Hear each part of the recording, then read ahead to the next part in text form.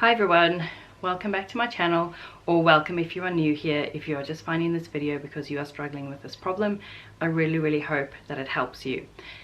I have had a severe phobia about the dentist for many years, and I'll kind of talk a little bit about why, but this video is going to be about how I overcame that fear and was able to get treatment for my teeth that I needed, and to not have that dread and that phobia, and to be able to go to the dentist like a normal person, which is what I wanted. And it feels so weird to be making this video. I feel a little bit uncomfortable because I'm making myself vulnerable, but when I made the decision to go to the dentist after not being able to go for many years because I was so terrified, I looked for videos on the subject on YouTube, and I wanted to hear other people's experiences, and I found a lot of videos made by dentists or made by psychologists with tips and tricks, but I wanted to hear from people who had actually experienced it themselves and been able to overcome it, and what it actually felt like to them, and that they could actually relate to this fear, and real practical tips on how to overcome it. And I didn't find very many. I found two which were helpful, which I will link down below, but even those videos, they talked about how they overcame their fear of going to the dentist for the initial visit and checkup, which is helpful, but I was really scared about any treatment that needed. Like, I was terrified to go to the dentist, but then I was really scared about how I was going to cope with any fillings or any other treatment that was going to happen, and those videos didn't cover that. And that's what I wanted to talk about in this video as well, is the things that I did to be able to deal with that. So I live in New Zealand, and dentistry here is extortionately expensive, and I have now had 5 visits to the dentist and some work done, and it cost me over $2,000. And I'm so glad that I was able to just face my fear and get it done. So what I had done was a deep filling there, and it affected the tooth next to it as well, so a filling in that one, a filling at the back replaced, like an old one, a really old one, because I hadn't been to the dentist in so long, a really old filling in this tooth replaced, and then 2 small fillings behind my front teeth. So that is what cost over $2,000. That plus obviously the visits each time, and my initial visit and x-rays and cleaning. So that's one of the things that was keeping me from going to the dentist, was the cost. We just couldn't afford it before, but also I was just so terrified. I've never had great dentist experiences. Like, I can even remember far back as being a child when I was losing my milk teeth. There was one tooth that wouldn't fall out, and I tried my best. I'd wiggled it and twisted it, and the big tooth was coming in, and this tooth needed to come out, but it was stuck, and it really hurt when I tried to pull it. It just wasn't ready to come out.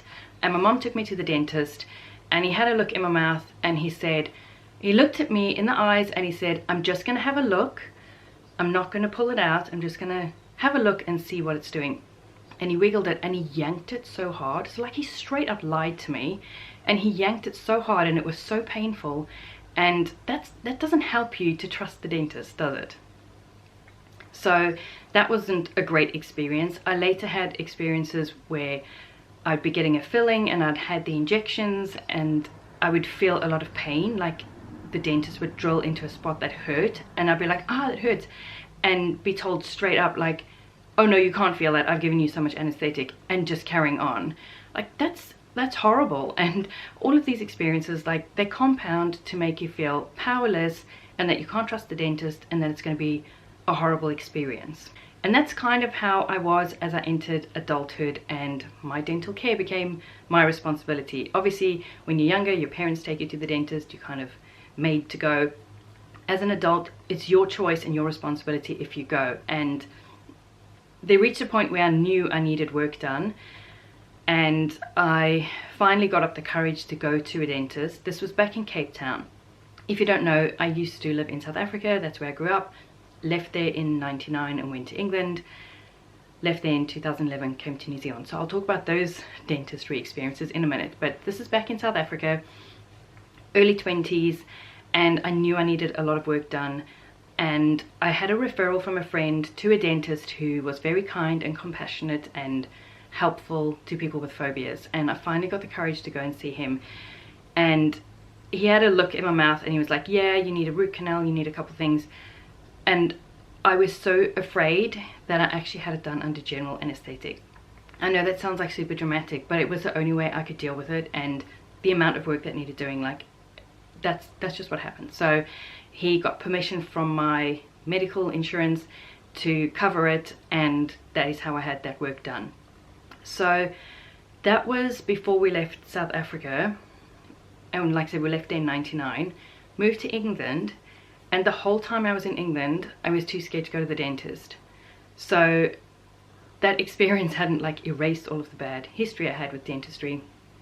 I just thought, okay, my teeth are sorted now, I'm just not going to think about it. And the whole time we were in England, like I said, I didn't go to the dentist, and we were there for 11 years. And it was always this thing in the back of my mind that I knew I should do, but I just didn't want to think about it. I was too scared to.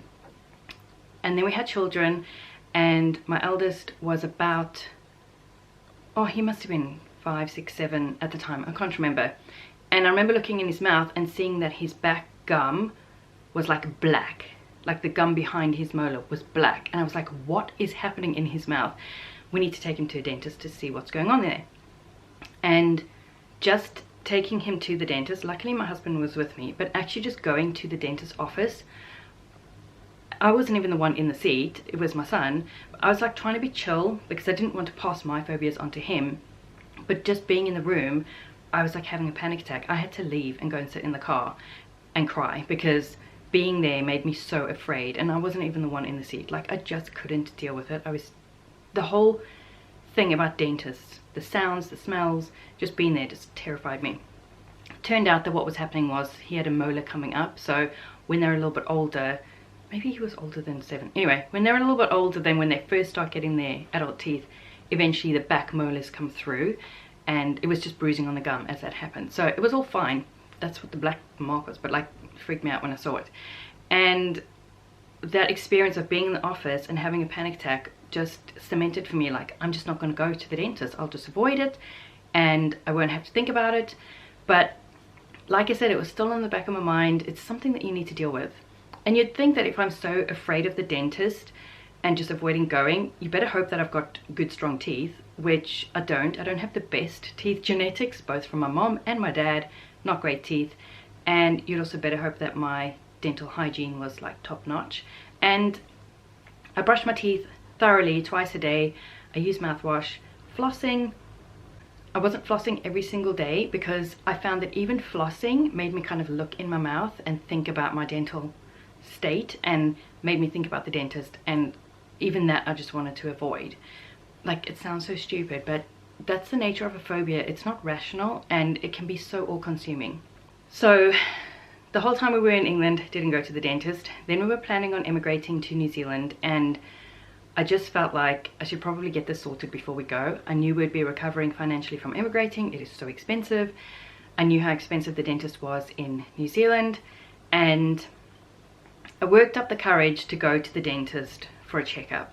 And when I first got there, I just kind of like, I wouldn't even sit in the seat. I just sat in a separate chair and I explained how afraid I was, and he was very reassuring, and he had a look and he was like, oh yeah, there's nothing that needs doing. And I was like, really? Like, I haven't been to the dentist in like 12 years. There's really nothing that needs doing, really? But I mean, I wasn't going to argue with that. And I also had, okay, at this point I'm like in my 30s, I also had yellowing on the front of my teeth that was actually left over adhesive or like cement from when I had braces as a teenager. It had never been polished off properly, and I was self-conscious about the yellowing on my teeth. So he asked if he could kind of polish that off, and I said yes, and he did that. And that was actually really good that I went to the dentist, had a non-painful procedure, and felt more confident about my smile afterwards and felt good about it. So anyway, there was no other work supposedly that needed doing. And looking back, like, we had told him that we were going to be emigrating, and I'm sure he was just like, I'm not even going to go there with this woman. She's not going to be a long-term patient. I will just appease her and send her on her way, because I'm sure there was work that needed doing. But anyway, I was told there wasn't, and I went on my merry way.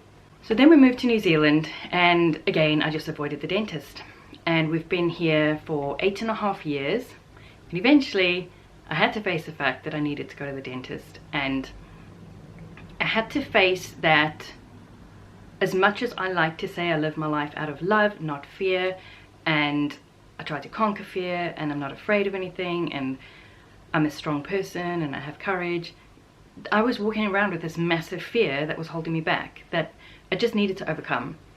And I could tell that I had a cavity there that needed to be addressed, and it had just been so long. I just knew I needed to go to the dentist.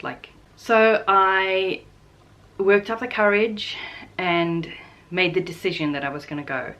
And I phoned and I actually asked my husband to phone and make an appointment. I said to him, if it's left to me, I'm just not going to do it. But he was busy with one thing and another, and I did. I just got up the courage, I picked up the phone and made an appointment. Now, who you make the appointment with, this is my first tip, is so important. So how I found my dentist is, my eldest son was in high school when we moved to this area, and my youngest was in primary school.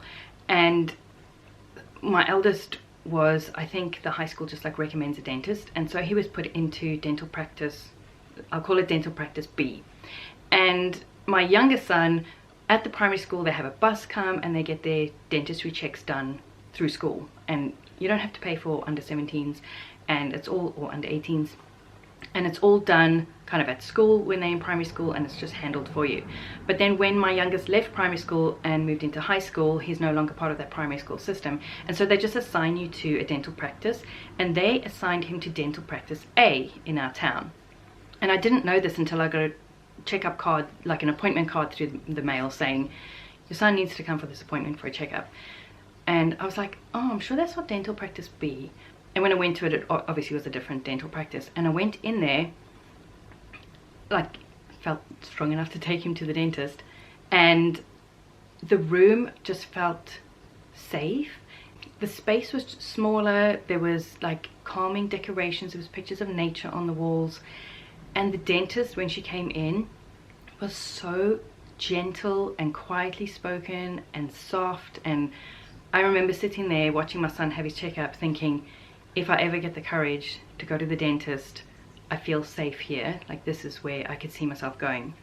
So to find a dentist, I would recommend, if you obviously don't have an experience like that, asking friends or phoning around the different dental practices and asking for a dentist who deals with phobias and who is compassionate towards those who are afraid of the dentist, and pick the right dentist to go to.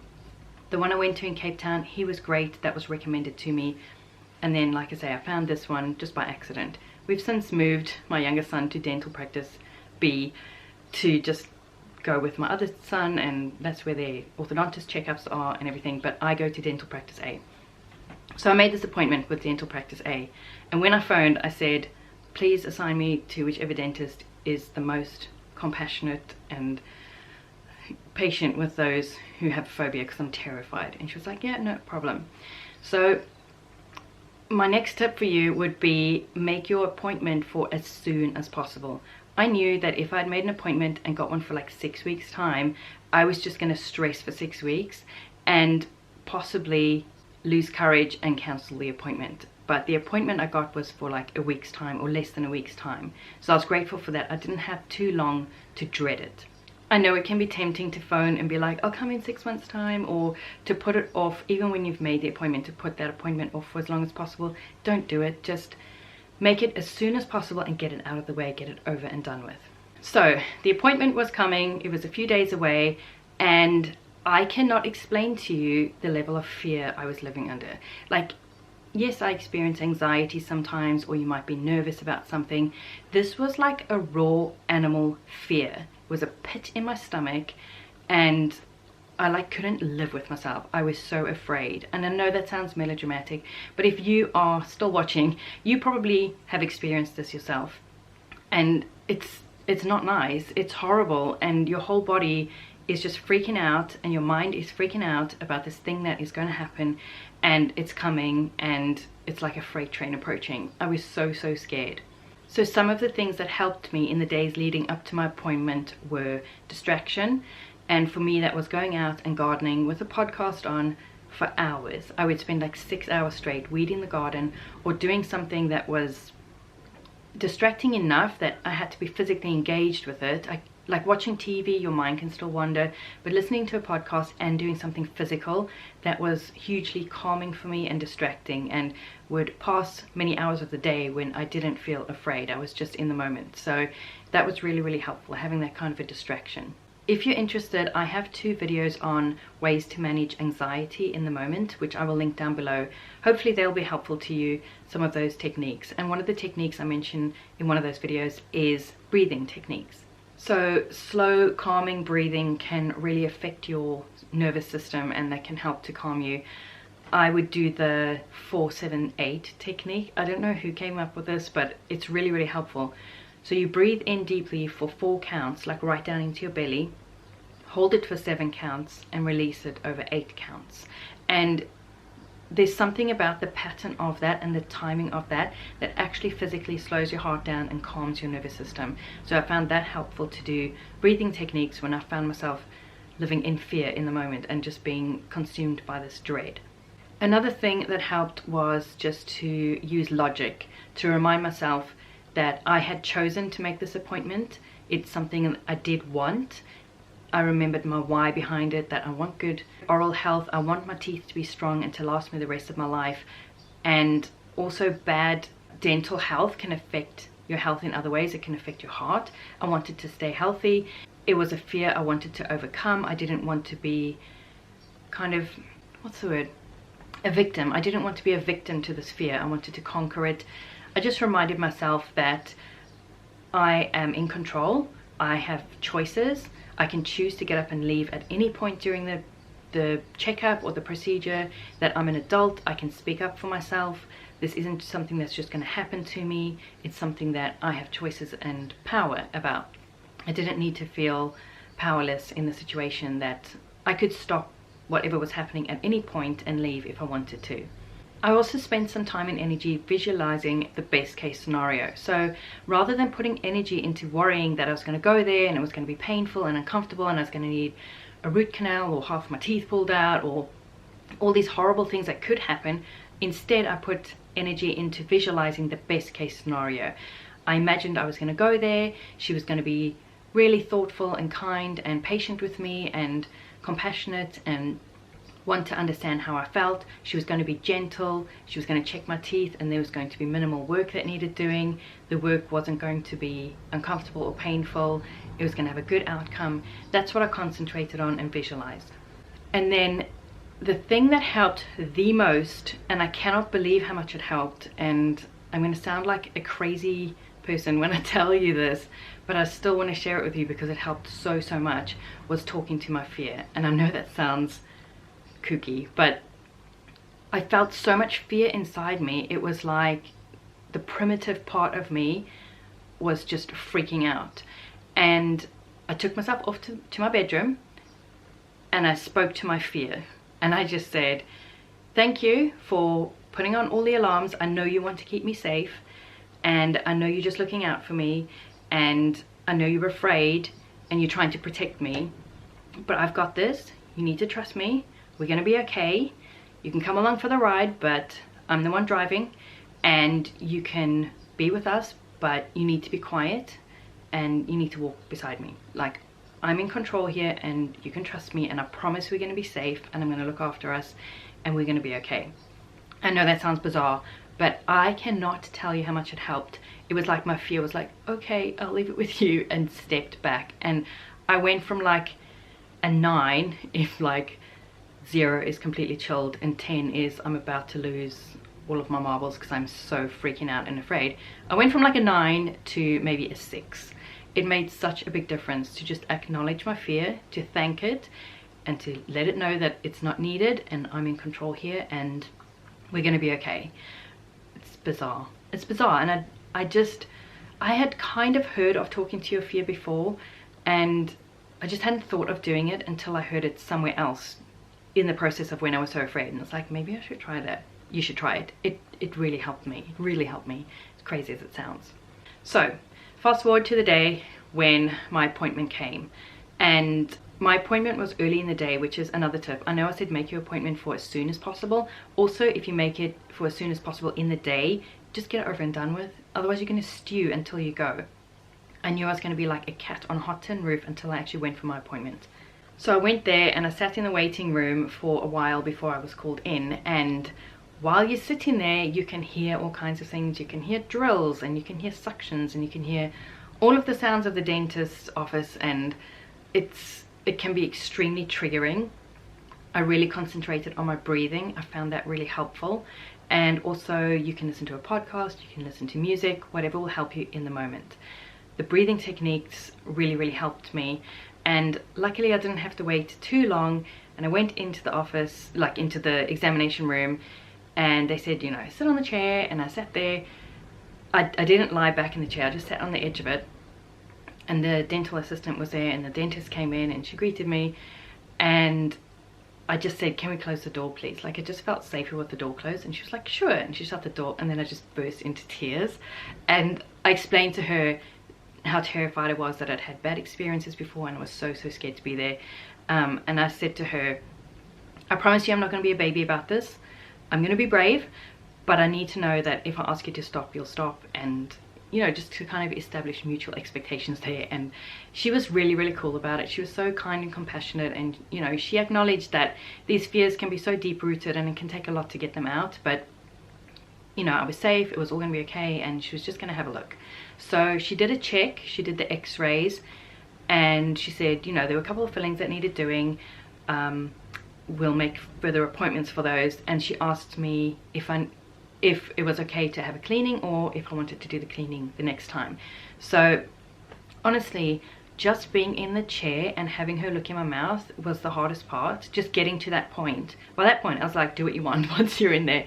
So I said to her, no, like, let's just get the cleaning done. I knew it needed doing, and I wanted to feel like I'd accomplished something more than just talking to a dentist. So she did the cleaning, sent me on my way, and I felt like $1,000,000. Like, I knew I still had work that needed doing in my mouth, but conquering that first visit to the dentist and overcoming that fear of just going there and allowing her to poke around in my mouth was so huge. I was so proud of myself, and it just felt like such a huge accomplishment, which if you don't have a phobia of the dentist, you're just gonna be like, really, that's such a big deal to you?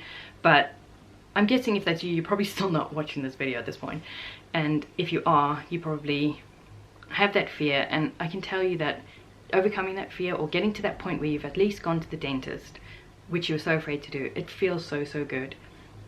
I was so afraid of the dentist before I went that I had a friend in England who was terrified of giving birth, and I literally would have swapped going to the dentist with her. She loved going to the dentist, and I said to her, like, I would gladly give birth to every one of your children for you, and I've given birth twice without epidurals, if you will go to the dentist for me. Like, that's how afraid I was, that I would rather go through labor and delivery without an epidural than go to the dentist.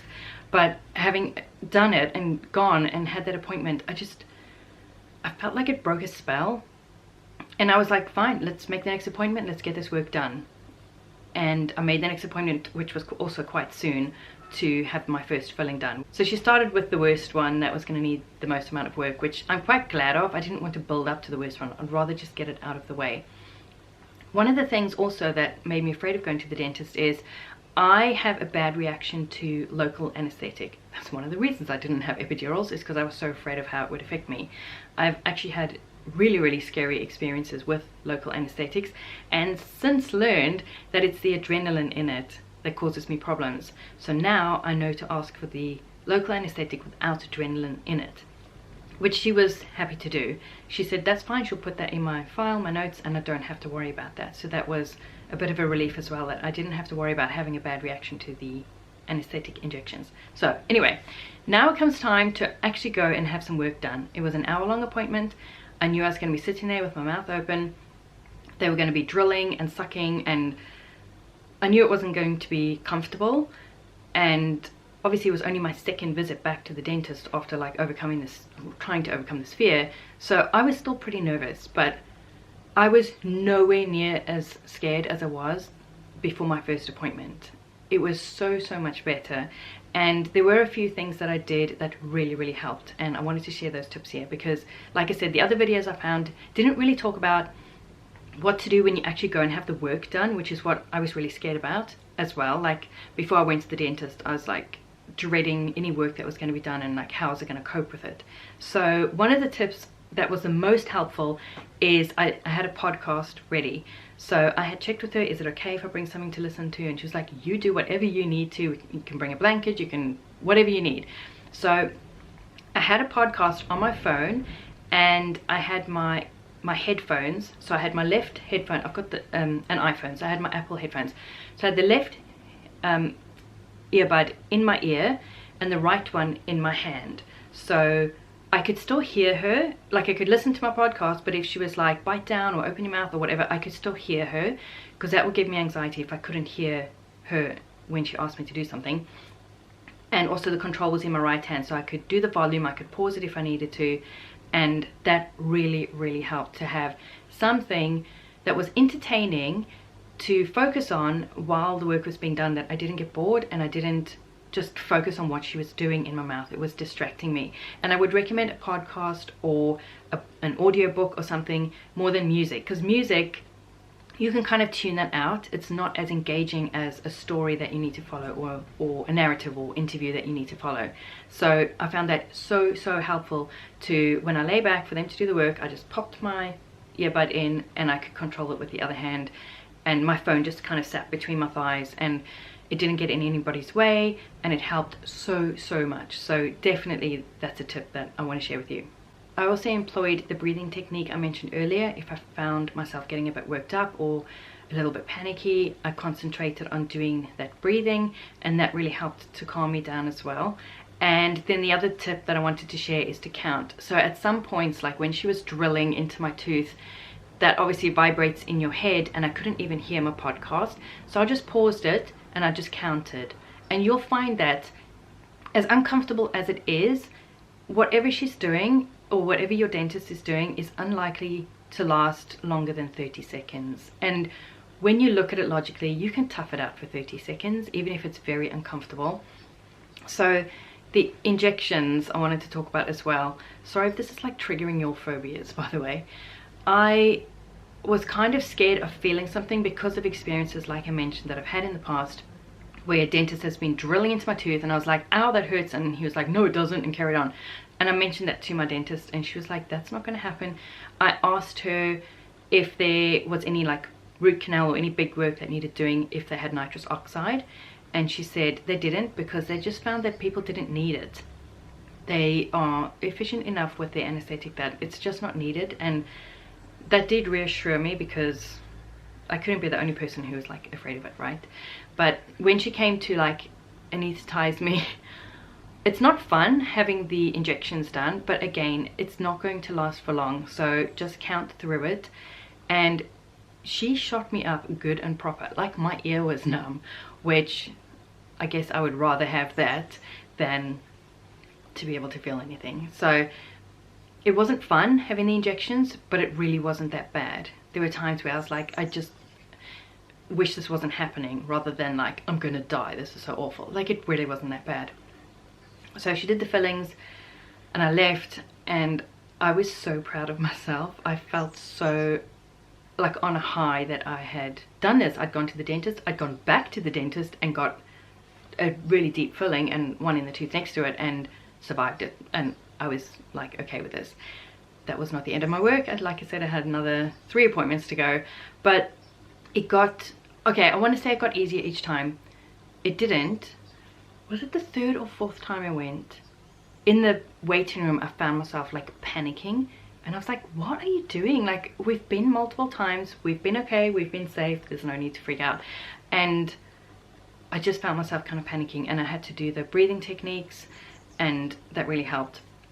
Also in the waiting room, she had like books about, well, she had a whole bunch of different books, but there was one about gardens, and I found it really soothing to page through that and look at nature. Nature is very calming to me, so that also helped. But yeah, I just felt myself panicking at one of the visits, and I was just like, just calm down, and it was fine.